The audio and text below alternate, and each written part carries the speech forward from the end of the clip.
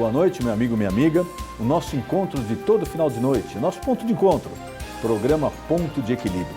Você já sabe, acesse nosso site www.programapontodeequilibrio.com.br. Envie seu e-mail, contato@programapontodeequilibrio.com.br. E hoje é com enorme prazer que eu recebo direto dos nossos estúdios aqui nos Estados Unidos, Heraldo Manes, que é publisher do jornal Brasileiras e Brasileiros, conhecido aqui como Jornal Baby. Jornal Baby. Prazer Heraldo, em conhecê-lo. muito obrigado por ter aceito o nosso convite, é um prazer te receber aqui. Eu que agradeço, é uma honra para a gente poder estar aqui representando a comunidade brasileira e quero parabenizar e cumprimentar também toda a sua audiência da Igreja Mundial.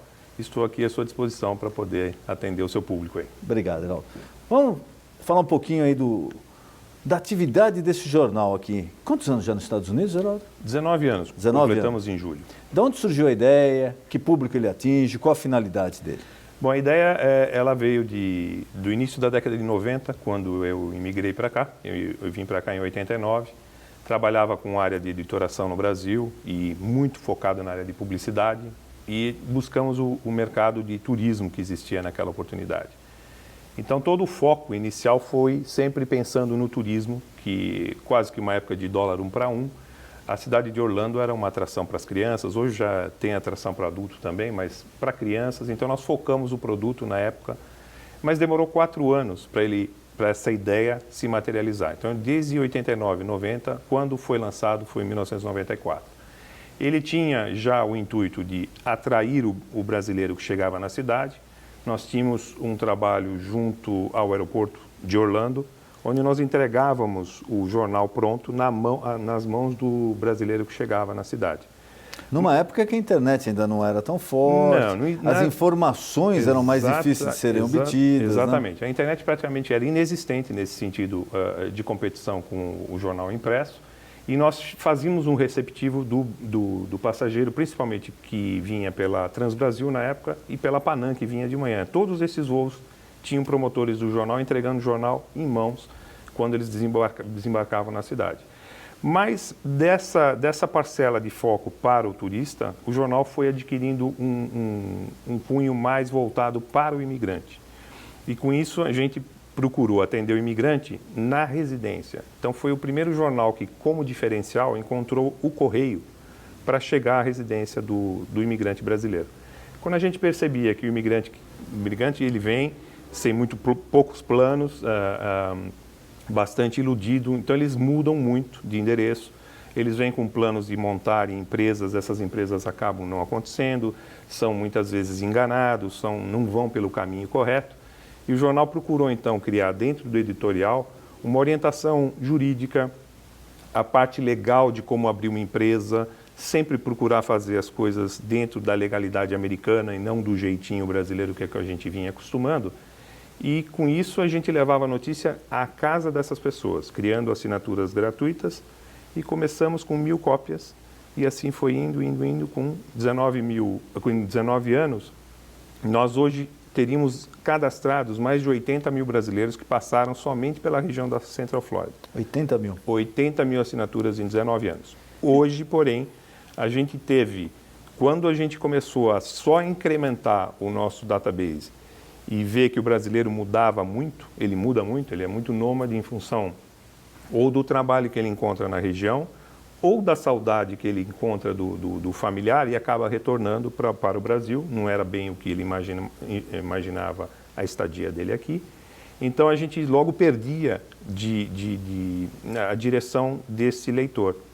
Então, o jornal decidiu fazer um contrato com o Correio Americano, é o único jornal que tem um contrato com o Correio Americano, de pegar esse leitor e fazer um rastreamento do endereço do leitor e para onde quer que ele fosse, ele podia sair daqui de Orlando e trabalhar em Massachusetts, ele continuava recebendo o jornal. Então, com isso, a gente foi limpando a listagem, esse número de 80 mil, que era muito quantitativo, foi se tornando mais qualitativo e hoje, depois de 19 anos, a gente tem um database de aproximadamente 10 mil residências de brasileiros atualizados diariamente. Nos Estados Unidos inteiro? Nos Estados Unidos inteiro. Hoje eles recebem o jornal pelo correio gratuitamente ainda. E o brasileiro, ele voltou mesmo para o Brasil, a coisa de uns 5, 6 anos atrás, quando estourou a bolha imobiliária, começou a entrar em crise o mercado de construção, mão de obra. Muita gente voltou para o Brasil. Sem dúvida alguma. O mercado de construção civil, como todo mundo sabe, até 2008, era muito forte. Muitos brasileiros trabalhavam nesse segmento. E mesmo quando houve a bolha em 2008, muita gente ainda não foi embora. Não foram embora porque em 2009, exatamente em agosto de 2009, era o prazo máximo que o governo americano tinha dado para se rever as leis de imigração. Então, até aquele momento, existia ainda uma lei chamada 245I, que poderia permitir que essas pessoas se legalizassem mesmo sem ter que voltar ao Brasil. Então, essas pessoas ficaram até desempregadas, mesmo depois de muitos terem perdido emprego em 2008 na construção, esperaram mais praticamente de 8 meses a 1 ano para ver o que ia acontecer na lei de imigração. E, infelizmente, em agosto, a lei não foi aprovada.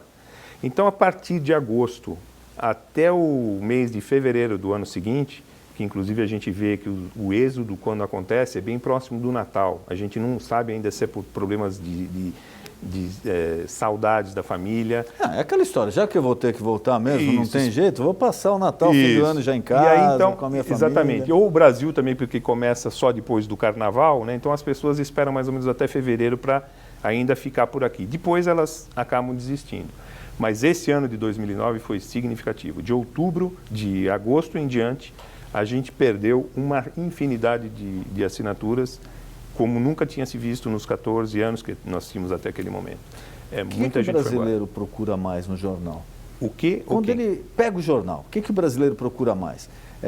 Informação, prestação de serviço, encontrar alguém que presta tal serviço, uma empresa. O que ele procura mais no jornal? Olha, a gente já teve várias fases do jornal. De início, a gente tinha sempre um representante nosso no Brasil, nós tínhamos um representante nosso na Espanha, e essas pessoas traziam notícias resumidas de mundo, de Brasil, de Estados Unidos, de comportamento, de saúde, para poder orientar essas pessoas na língua portuguesa, porque muitos tinham dificuldade, muitos até hoje ainda têm dificuldade de assimilar o inglês e não leem um jornal em inglês. Mas isso foi mudando com a chegada da internet, isso também foi mudando. Então, aquela notícia que chegou a ter até furo no nosso veículo nos anos 94 até 2000, deixou de existir. Hoje a notícia para nós ela tem mais um caráter de que a gente pode dar uma opinião, fazer uma crítica de uma notícia e muita prestação de serviço. Então a gente presta serviço na área de legal, que muita gente ainda precisa das informações, então nós temos colaboradores que escrevem sobre imigração, sobre como você abrir a sua empresa, como você fazer o seu imposto de renda, como lidar com a saúde, porque as pessoas aqui também têm essa dificuldade até de você ir ao médico, a menos que ele seja um hispano ou brasileiro, você não sabe dizer a dor exatamente que você sente em inglês, né?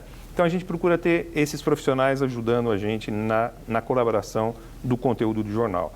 Muito assunto comunitário, cobrindo os eventos de igrejas, dos consulados itinerantes, com todo evento cultural, desde capoeira, show musical, artistas plásticos, mantendo a cultura brasileira para aquele brasileiro que decidiu ficar aqui, mas preservar junto a seus filhos o idioma, a cultura do nosso país. Então, basicamente esse é o mote de todo o conteúdo que o jornal administra.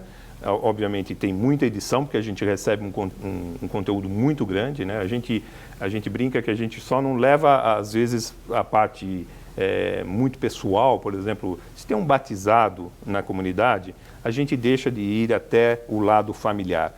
Mas se existe alguma outra notícia que tem realmente um cunho de importância para a comunidade, uma festa, uma inauguração, a gente está sempre presente para divulgar e fazer a nossa comunidade crescer. Você falou do filho para preservar o idioma, é um fenômeno que acontece aqui. A gente vê brasileiros que vieram para cá, hoje já tem filhos com 15, 16, 20 anos e que perderam totalmente o vínculo com o Brasil.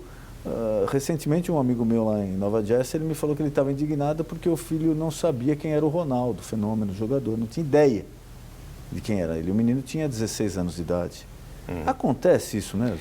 Depende da faixa etária que você traz o seu filho. Se você vem, eu vim com minhas filhas com elas tinham 4 e 5 anos de idade, Então, elas assimilaram a cultura, por exemplo, já foram para a escola elementar nos Estados Unidos. Uma delas, só a mais velha, tinha sido alfabetizada em português, a outra não. Então, começa muito na infância, é muito mais fácil ela se adaptar à cultura americana e perder a cultura do nosso país. Em casa, eu e minha esposa procuramos sempre levar o português como idioma principal, apesar de que elas, quando têm as amiguinhas, os namorados, aí começa a se usar o inglês, mas em casa sempre foi o português. E ouve-se música brasileira, enfim, livros em português. Mas eu conheço vários amigos que vieram com filhos na fase do teenager, da puberdade, com 12, 13, 14 anos, a dificuldade é muito maior. Maior nas escolas, porque acabam formando alguns guetos pequenos, entre eles se sentirem mais discriminados em se misturarem com os americanos, então eles vão formando mais grupos entre eles de brasileiros, o que não é bom, porque inibe a praticar o inglês. Separa, né? Separa. Então você vê mais dificuldade no jovem entre 12 a 18 anos, até de assimilarem. Eu conheço vários amigos que, quando trouxeram filhos nessa faixa etária, voltaram para o Brasil, por causa da dificuldade desses filhos.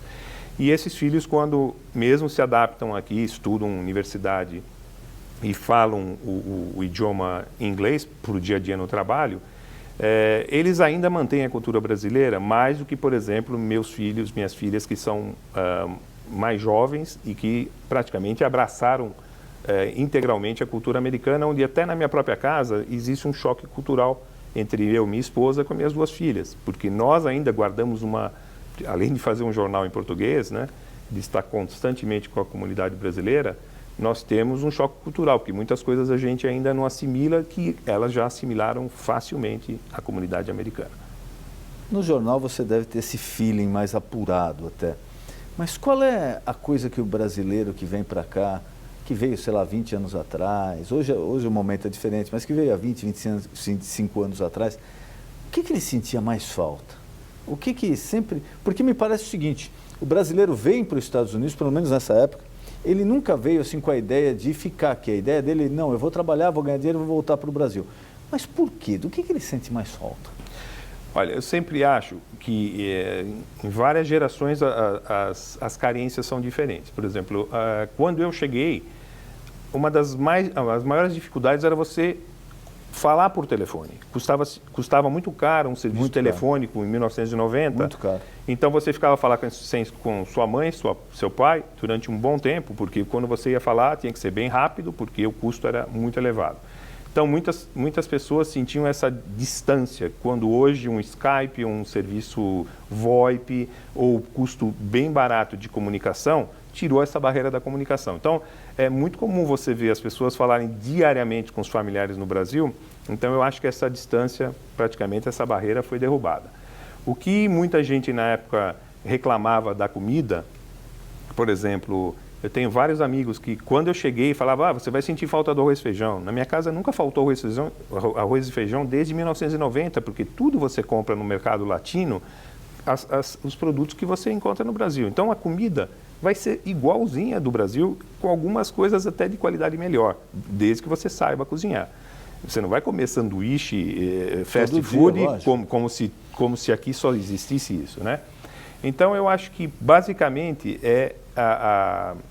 antigamente era a comunicação e a alimentação, hoje está totalmente bem integrada à cultura. O que eu acho que o brasileiro realmente, como você falou, ele não vem com um plano, ele vem realmente muito para se aventurar, achando que é muito fácil, quando é bem difícil, a distância, você trabalhar por um grande período de maneira ilegal, existe a discriminação, principalmente quando você é ilegal, você trabalha na marginalidade. Então, sempre ele quer ganhar aquele dinheiro, que muitas vezes ele está ganhando mais dinheiro aqui, comparado custo-hora com o Brasil, e sempre pensa em voltar ao Brasil e montar um negócio, ou ajudar alguém na família.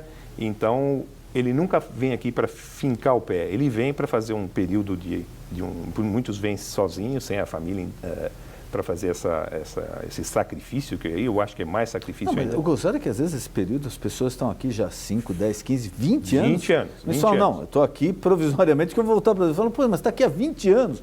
Não, mas eu vou voltar ao Brasil. Tem vários, a gente pelo jornal, a gente normalmente faz quando faz pesquisas com pessoas que ainda estão aqui há quase 20 anos, que não falam o idioma e que estão ilegais, né? Então, a gente sempre omite os nomes dessas pessoas por proteção de identidade, mas a gente não consegue aceitar, porque já tiveram várias anistias em 20 anos, as pessoas acabam se acomodando um pouco. Hoje não, hoje a coisa está muito mais difícil, depois de 2011, dos ataques das torres, a coisa ficou muito mais difícil, 2001, desculpe, ficou muito mais difícil ainda, então realmente, por mais que a pessoa queira se legalizar, o cerco ficou muito apertado.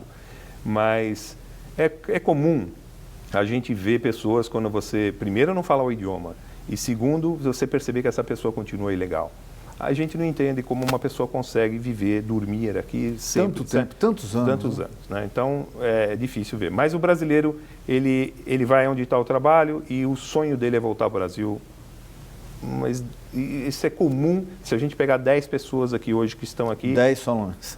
8 pessoas vão dizer para você, puxa, se eu voltasse lá para minha cidadezinha do interior, se eu pudesse ainda ver minha avózinha, alguma coisa eles vão falar. Ou muitos falam, eu vou montar um negócio no Brasil, também mesmo às vezes sem ter experiência. Ou senão estou mandando dinheiro para lá, minha mulher ou meu parente já está comprando tal coisa, está montando um negócio. Isso acontece muito, a gente vê. Então, os que vem muita gente também com planos e acaba não dando certo, porque você não se adapta, mas a grande maioria que chega não tem a menor noção da parte legal que tem que seguir.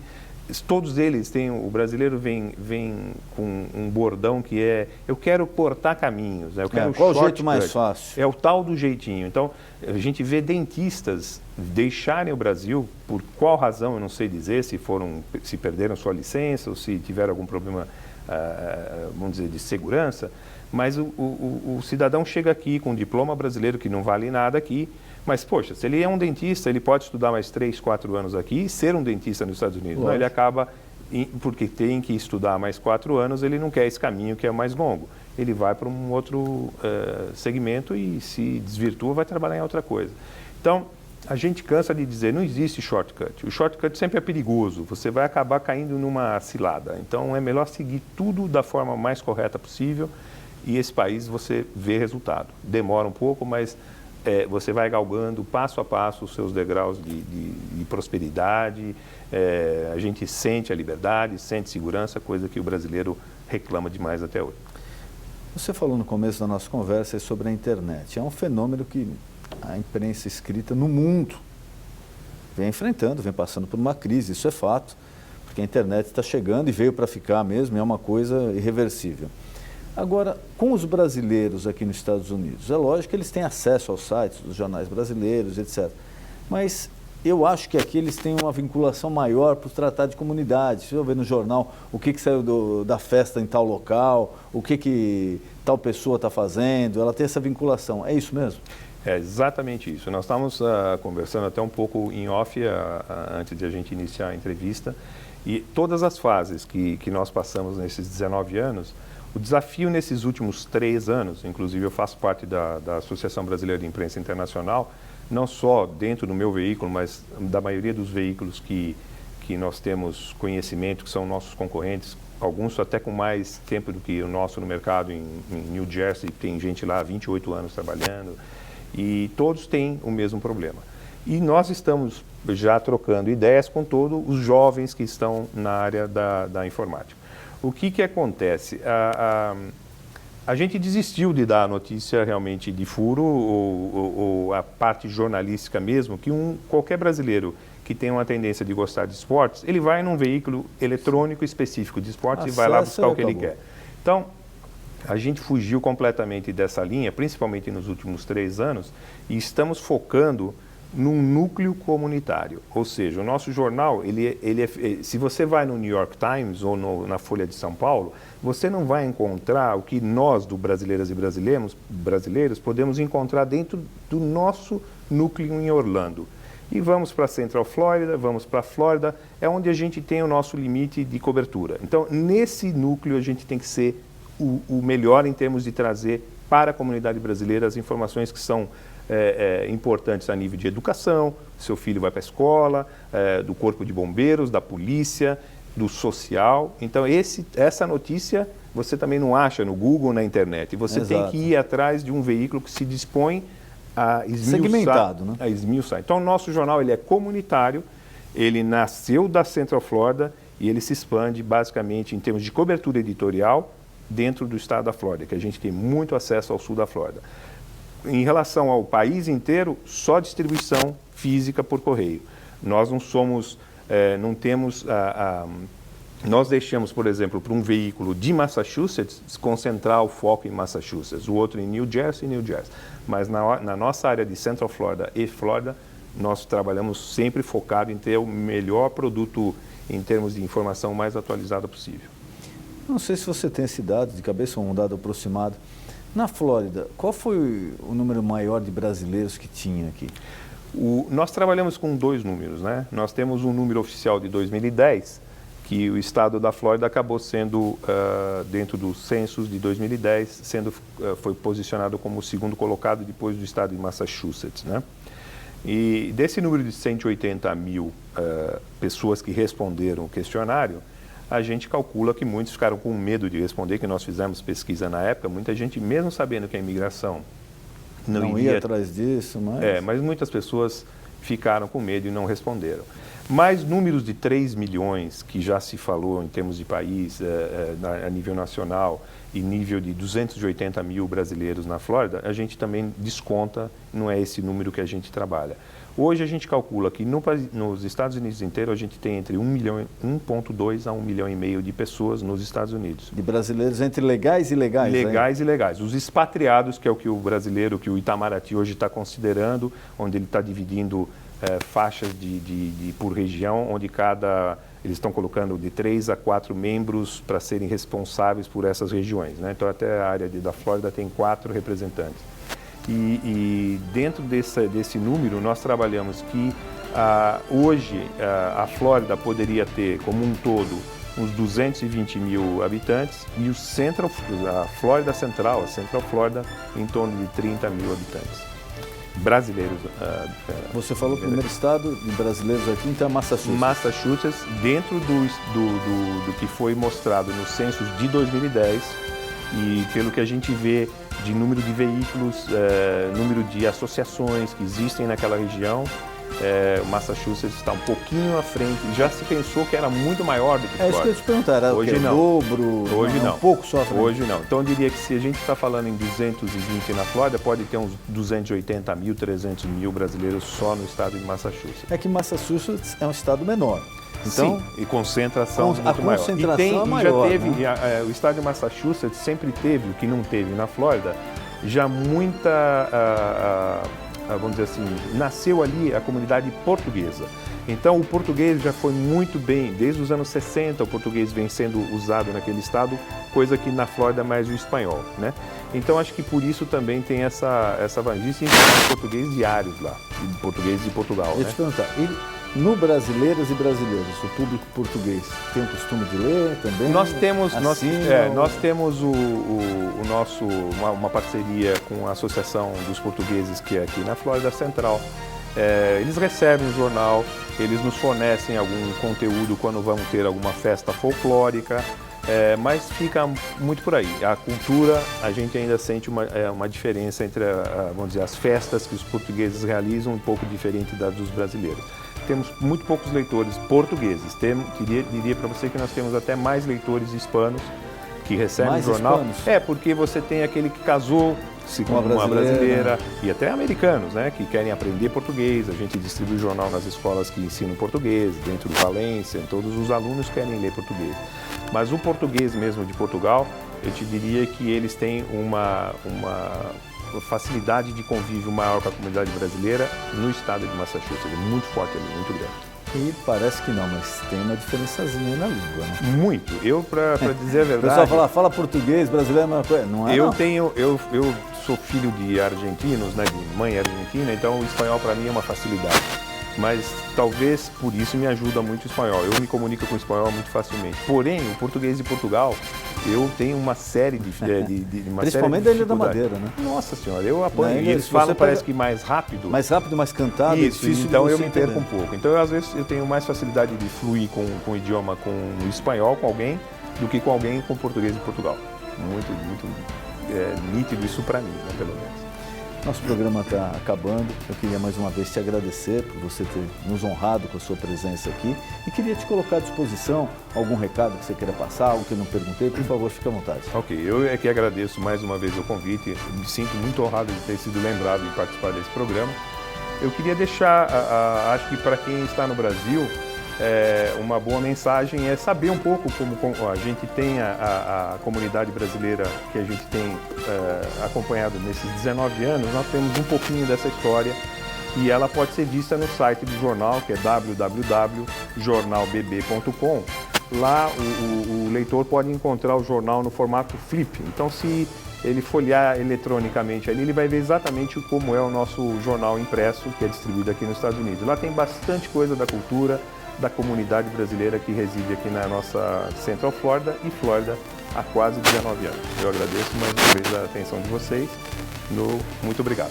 Muito obrigado por sua presença e aceito o nosso convite. Foi um prazer recebê-lo. Obrigado. E você já sabe, o nosso encontro de todo final de noite, de segunda a sexta-feira, programa Ponto de Equilíbrio. Boa noite.